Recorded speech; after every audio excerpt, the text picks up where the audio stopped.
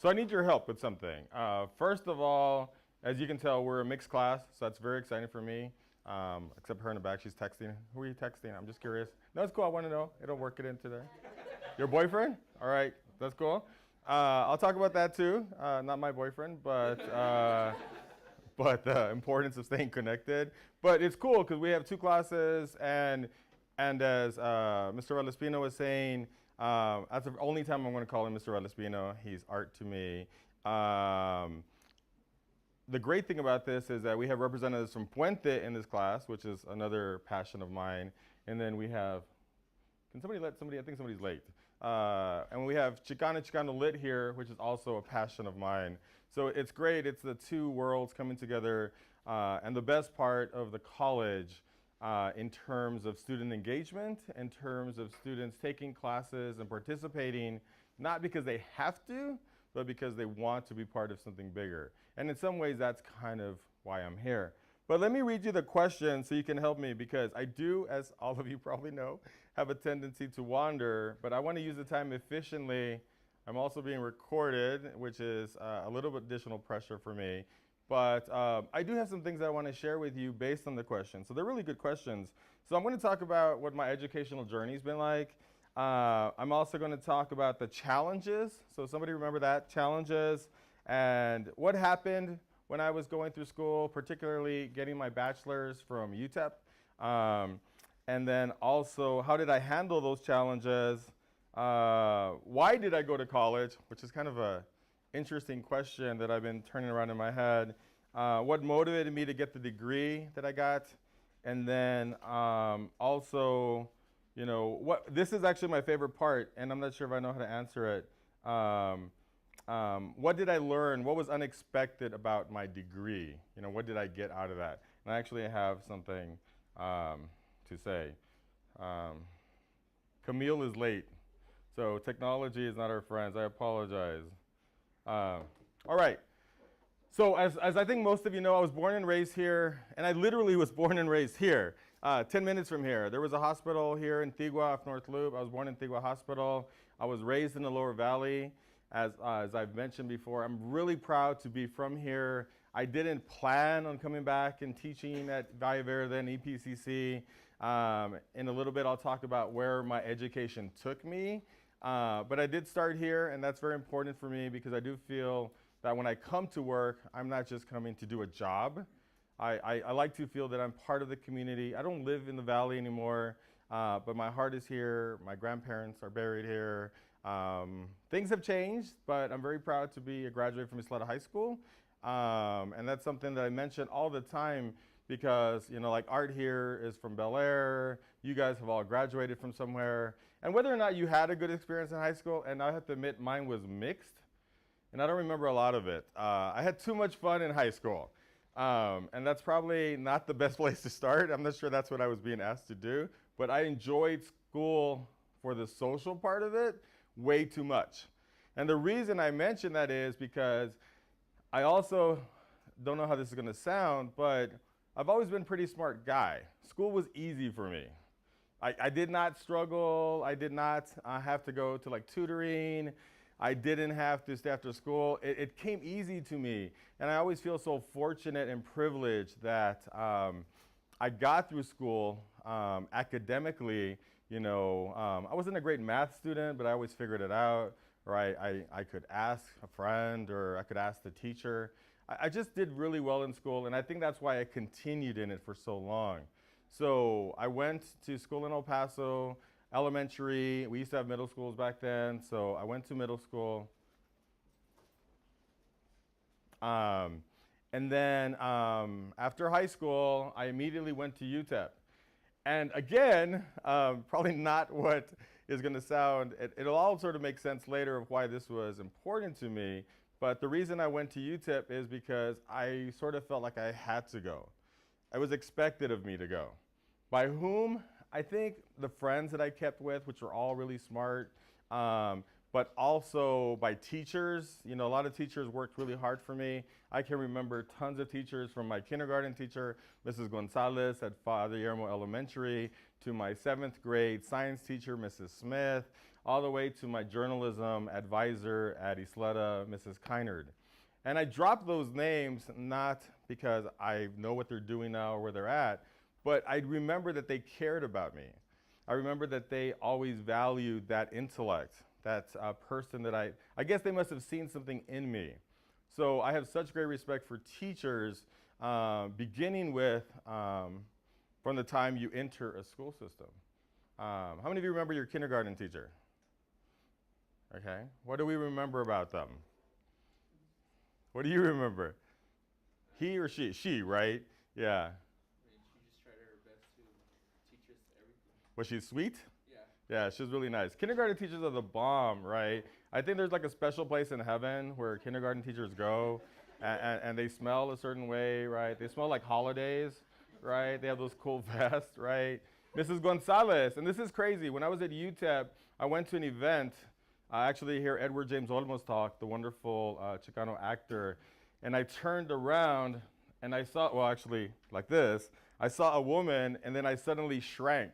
It was Mrs. Gonzalez, right? And this is, God, like 15 years later, and she says, "How are you doing, Richard?"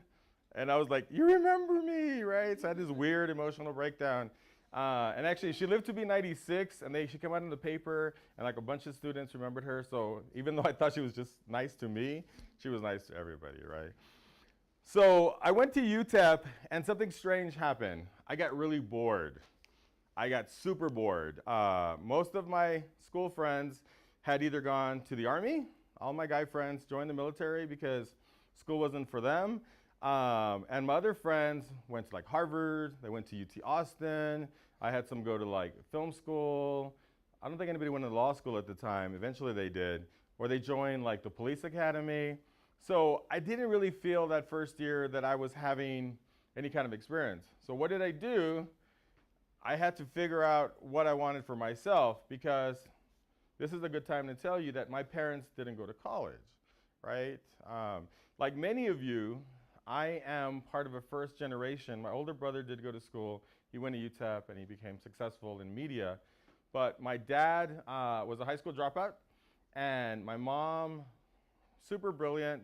She went to Bel Air, and she started school, but she kind of messed up. They needed her to work, so she stopped going to UTEP. And then when she got older, she took some of the night classes. So even though I'm really proud of both of my parents, they're not formally educated.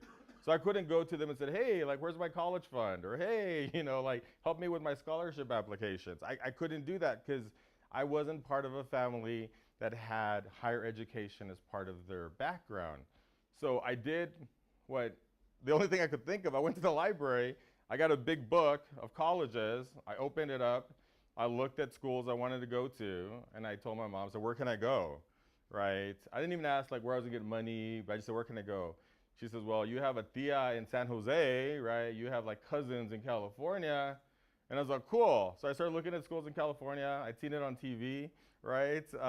Seriously? And again, you guys gotta remember, this is pre-internet, right? So all of this is happening in very practical terms. I'm not saying that you have it easier, because a lot of your challenges are more difficult than mine were, but I wanted to leave El Paso and go to school. So I applied to all these schools in California. Luckily, my grades and other factors got me into some schools. So I ended up going to UC Berkeley my second year of college. Anybody know where Berkeley is? It's right across the bay from Oakland and San Francisco. Across the bay from San Francisco, near Oakland. And I went there for a little over a year, and that changed my life. I'm 18 years old.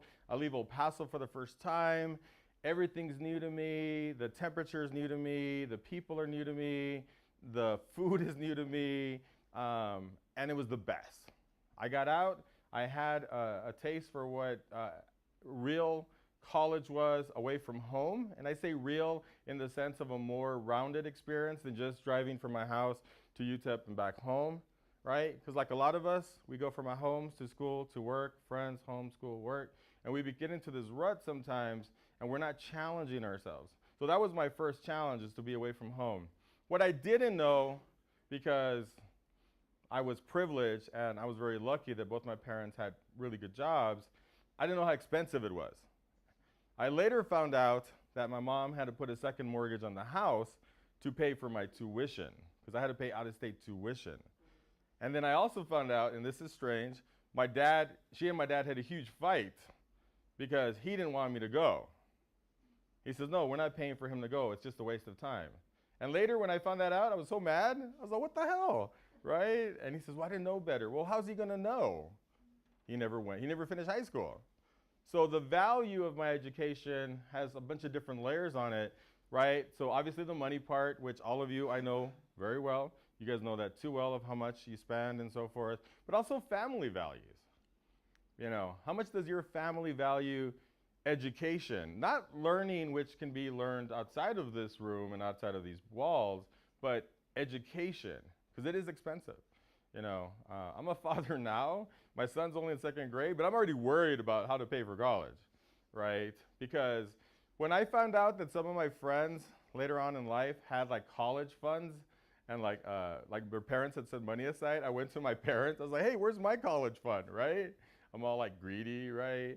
And they're like, we gave you a car, we gave you food, we gave you a house. That's your college fund, dude. Figure it out, right? I eventually came back to UTEP, and I got my bachelor's at UTEP. And there's a reason that I came back, and it's very complicated, and I'll talk about some of them. But let me just talk about what the facts are. So I finished UTEP in 5.5 years because I lost some credits when I transferred and I came back. I also changed my major like 6 times, right? The first major I had was business. I was a business major for 2 weeks. Why? Because I thought my parents would be proud of me because I was a business major, and that was horrible, right? My brother, he works for Univision, he's worked for Disney, he's worked for CNN, he's in media. I'll do what my brother does. I'll become like a broadcasting major. I didn't like that. I had to take an ethics class. I realized I'm not very good with ethics. I don't want to do that. So I changed my major again, and I was really good in high school at writing for the newspaper. So I was a journalism major for a while, and that kind of stuck a little bit. And then I started writing for the UTEP paper and the Berkeley paper, but it wasn't that exciting to me. So I ended up going to English, specifically creative writing. And that was like my second, third year at UTEP when this is like the sad portion of my talk here, something really dramatic happened. And this is the biggest challenge I faced as an undergraduate student. When I was a junior at UTEP, I'm even getting emotional thinking about it, my grandmother, and this is like 89, my grandmother, who some of you know and I talk about a lot, some of you have read some of my work, I write about them. My Mexican grandparents on my dad's side helped raise me. So I didn't go to pre-K, I didn't go to daycare. I went from like the hospital to my grandparents' house because my mom worked. My mom like hustled. I just told you she paid for my college, right? So my mom is a hard worker. So my caretaker, my maternal, my earth mother was my grandmother, my abuelita, right? And they lived right here behind what used to be Hillcrest Junior High and a neighborhood called La Loma. That's where I was raised from like literally 10 days after I was born to 5. And it was the best. It was awesome. And if I had a really fun PowerPoint, I would show you the house, I would show you La Loma, right? But I've written about those things, so it's really cool that I actually have documented that for myself. Flash forward to my junior year, I'm about 19, 20 maybe. My grandmother, who's living with us at the time, we had moved from the Lower Valley further down North Loop near Zaragoza in a bigger house. My mom had gotten a promotion, a job. We moved to this neighborhood, which was very white. Everything about it was very Anglo. We were probably one of 3 brown families in the whole neighborhood. We didn't have any fences. It was all very tranquil and kind of like fairy tale like. And there was a reason for that. So we had some separation from what I grew up knowing. And then to bring that home, my grandmother had a stroke. And I was home and my grandfather, her husband, was home. So it still plays like this weird movie in my head. I'm a 20-year-old, I'm at home, it's a Sunday, and all of a sudden I just kick into this weird mode of calling 911, EMT, firemen busting into my house, this woman who had helped raise me having this stroke, and then she's gone. So she goes to the hospital. Of course, it's all new. I'm like calling everybody. And again, before cell phones. So I remember my parents were at the mall. So we had to call like the mall and they had to make this huge announcement like, hey, blah, blah, blah. My brother, interestingly enough, was working at Channel 9. He heard it on the police scanner. So again, it's like a little movie in my head. And all the while, I'm just freaking out, right? Well, little did I know that that was the easiest part of the next year and a half. My grandmother went into a coma for 15 months. And I don't wish that on my worst enemy, because the weird thing about my experience with somebody in a coma is that she was in this state of suspension. She was alive, her heart was beating, she was breathing on her own, there was no machines, but she wasn't speaking and she wasn't moving.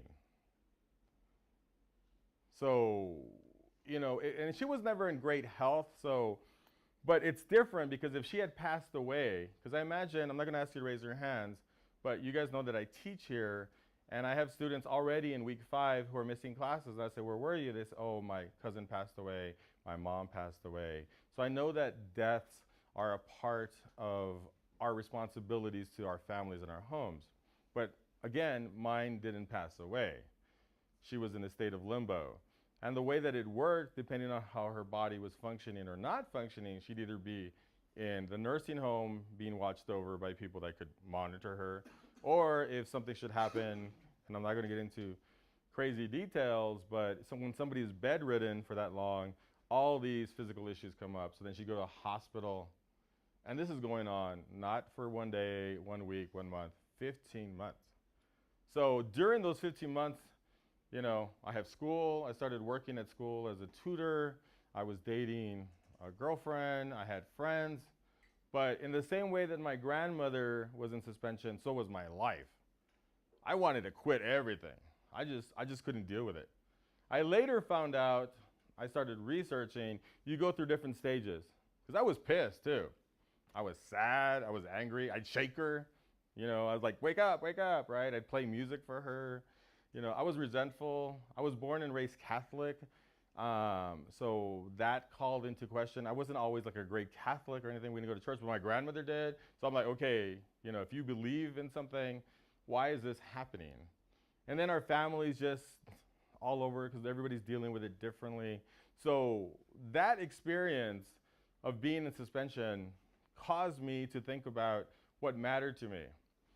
So I was thinking about this recently because I'm also going through something right now on my personal life. And one of the cool things is that if you have people around you, you should trust in them.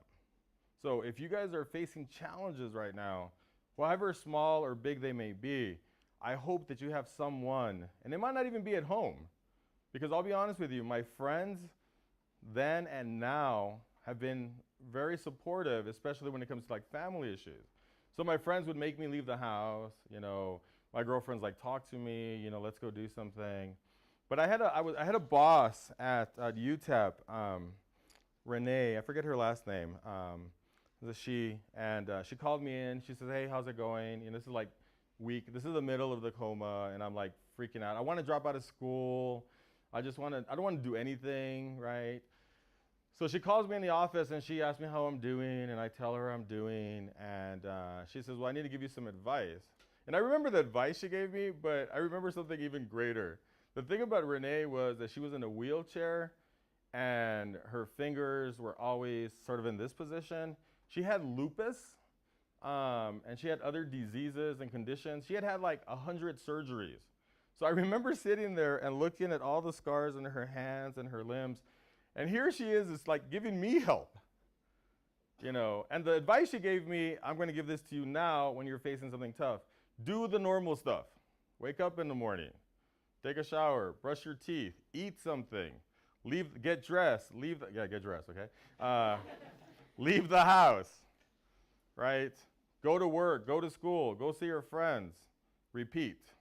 If you do those normal things, the other stuff that's bigger, like your grandmother who you loved being, in essence, in another space, becomes not necessarily easier, but it definitely becomes something that you're going to survive.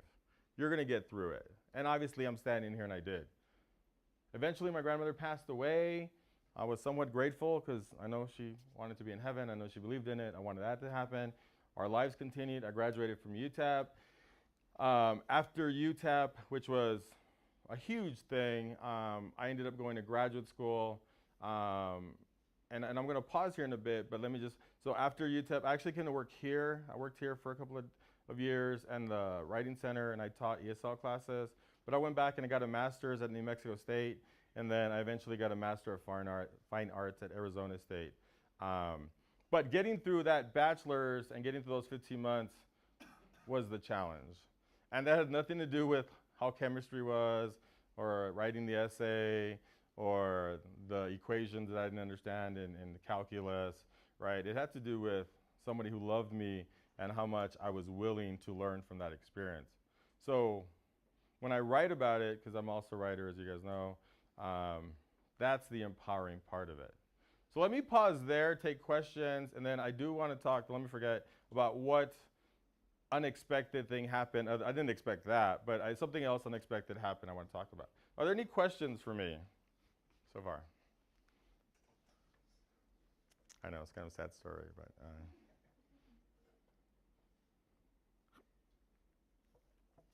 Okay, so I never thought I'd be a professor. I never wanted to be a teacher. I never thought I'd be a professor. I didn't know what I wanted to do. If you were to ask me, well, what do you want to do? So, well, I want to write. Well, that doesn't pay my bills, okay? I'm not famous. I'm not J.K. Rowling. I'm not Stephen King, right? I'm not Sherman Alexie. Writing does not pay my bills. So eventually, when I went to grad school, I became a TA, which is a teaching assistant. So it's cool. You can go to grad school, and then you help out. Were you a TA? So Mr. Valdespino will tell you that. So you help the professor, and you get paid, and you're going to school. So like you're like a teacher in training, if you will. And I started to like it. You know, I feel pretty comfortable in front of students. But again, I remembered all my teachers. And now that I had graduate school and college, I remembered professors, right? There's a great professor, Kevin McElvoy, at New Mexico State that changed my life, right? And he's somebody I still talk to this day, right? So the unexpected thing was that now I'm standing in front of students.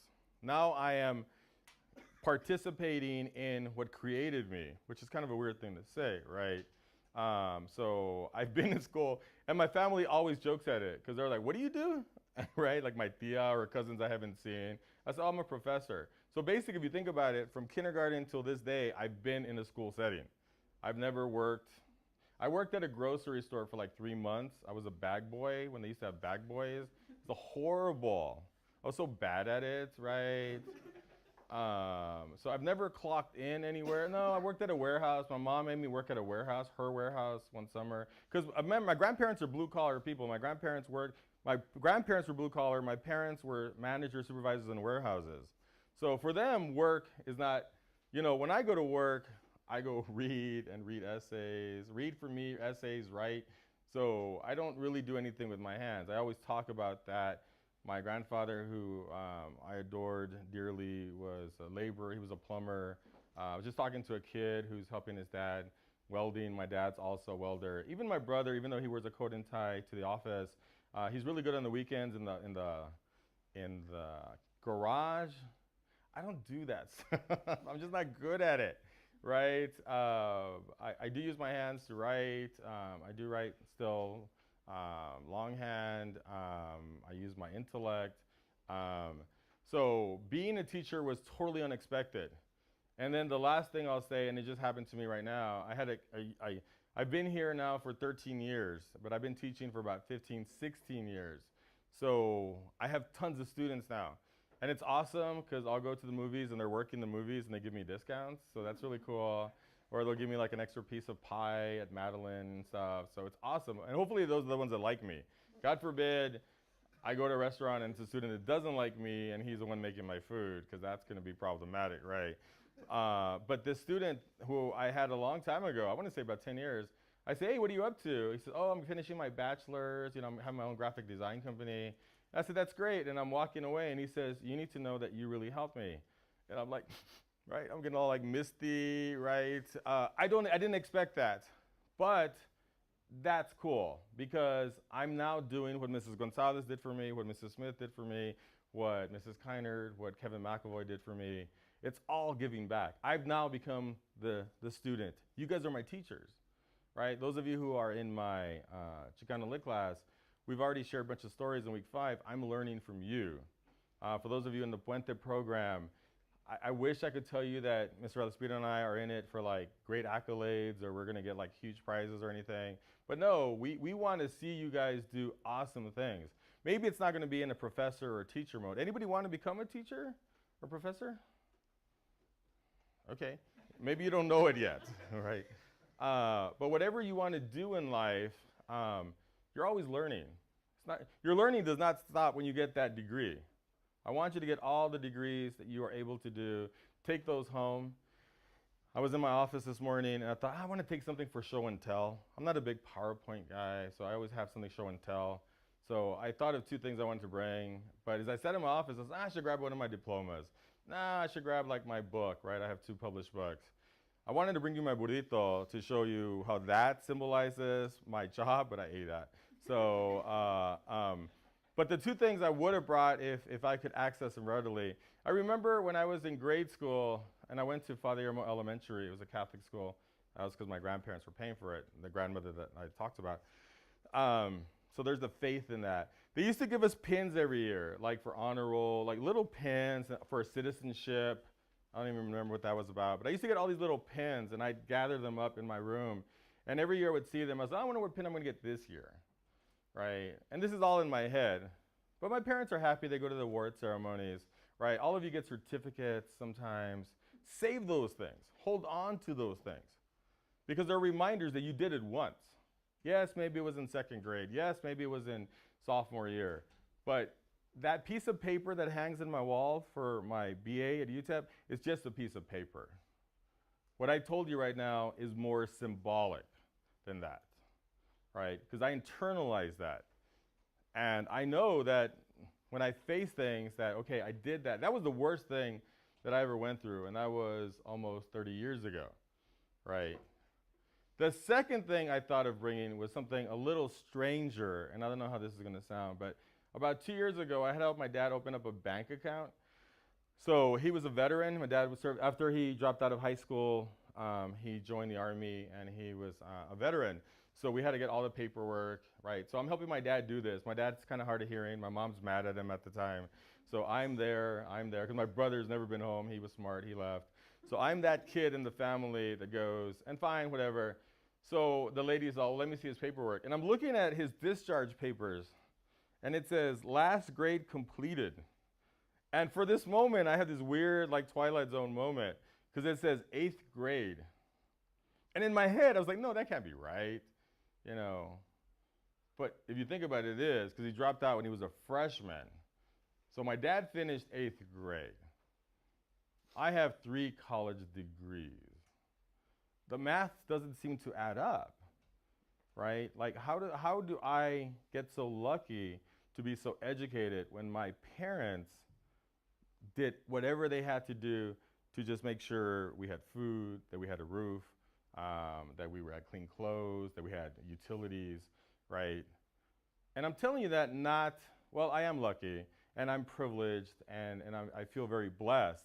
But what I'm saying is that whatever your circumstance is right now, make the most of it, because one day you're going to have that moment too. You're like, maybe you're like, oh, Mom, why don't you pay my insurance anymore? Why don't you pay my cell phone anymore? Or why do I have to buy my own books, Well, guess what? That's a sacrifice, and there's a reason behind that, right? Because one day, and some of you might already be there, you're going to be paying those bills, right? You're like, oh, shit, right? All right. My son always, he's only 8. He wants stuff. And sometimes I have to say no. I don't want to say no, right? But it's more important that we have other kinds of moments, right? So, questions, please. When you were at Berkeley, I'm assuming you were surrounded mostly by whites? Actually, yes, but it was crazy. It was a lot of Asian communities. And that's where, growing up in El Paso, I've been talking about this, we are getting more and more people, right, from all over the world. and you do see Asian people a part of the Asian community, but then you learn, like my neighbor was Vietnamese, my best friend was Filipina, I met a girl who's Japanese. So yes, it was predominantly white people, but it was also the first time, I'll be honest with you, I was more taken aback by being around so many African Americans and the Asian community, right? Because I didn't expect that. And then I did something really dumb. I rented a car to get my stuff from my tias, because I told you the tia part, right? So I took the car back to the airport, and I needed to get from the Oakland airport back to Berkeley, and I didn't know how to do that. So I asked the lady, come with us. So we got on a bus. Well, it ended up being like a 3-hour bus ride, right? And the bus went through like Oakland, so I got like this tour I wasn't expecting. And it was crazy because Oakland is predominantly African American. And I'm like, wow, this is interesting. So it put me out of my comfort zone. I knew I was not in Chuco anymore. I was not in El Paso anymore. And that was great. That was the challenge or something I didn't expect, and it just fell into my lap. Was there other part of your question, or? I was going to say, did it ever uncover like some sort of insecurities because you were a minority? You know what? This is another unexpected thing about college. I identify as a Chicano. My grandparents are all Mexicanos. They're all from Mexico. My parents were born here. I've identified, actually it happened around the time of my grandmother, because after my grandmother's passing, I wrote a story about it, and then I met some other writers, so it all sort of converged nicely. So school has always been a place where it has made me even more proud to be who I am. So if I've ever been in a setting, and it happens now, I'll go to meetings with folks like these, and I'm the only one there that has the last name or has that squiggly line by the end, and I'm thinking like, okay, what the hell am I doing here, right? So rather than say, this is unfair, or, why am I the only one representing like all my people? I'm like, oh, this is cool, I'm here. At least one of us is here. So I've always been, I think that I have a confidence over the years, and I have a vocabulary, and I have an intellect that makes me feel comfortable in those settings. And that's what I sometimes try to share with my students. Because I do think if there's one thing I wish I could do for all EPCC students is give them a pill to give them confidence to speak up. But you know what? That's part of my job, is to help you how to do that. You guys have incredible things to say. You have incredible experiences to share, whether it's here in El Paso, whether it's on the West Side, whether it's in New York, wherever your lives take you, the experiences that you're having here, and I just told you mine, that's what you need to share. That's your voice. From my grandmother's silence came my voice. So find the way that you can do that for yourselves as well, right? Do I have time for one more or two more questions? That clock's about 3-4 minutes ahead. All right, cool. So I have time for more. Okay. Yes? Why did you come back to El Paso? That's a good question. Do you want the truth, or do you want me to fictionalize it? The truth. I missed it. It's crazy, right? I wanted to get the hell out of here so bad. I wanted to leave so bad. This is how funny it got. So I finally got a chance to come back. I left in August, like early August, and I finally got to come back for Halloween. I remember I came back for Halloween, and I flew in, and I came back, and I went home, and the next morning I woke up early and started cleaning the backyard. I'm cleaning the dog shit, I'm cleaning the weeds in the backyard, stuff I hated doing growing up, but I missed home. I missed being part of something that was special and nurturing. Even though I lived in kind of a dysfunctional home, there was a responsibility there to a place, and then I went back. By Christmas, it was getting really hard financially, and then they bribed me with a car. They bought me a car. So, and I think they missed me more than they thought. I think everybody just missed even my brother. We were close, but so I came back like the next summer, but you know what? That was a summer before my grandmother's stroke. So if we were writing this as my life story, if I had not been here, let's say I had gone back to Berkeley for my junior year, and I'd been in California when my grandmother had her stroke here, I would not be standing here. I would never have ridden. I never would have gone the path. I may never have identified as a Chicano. It blows my mind when I think about it, right?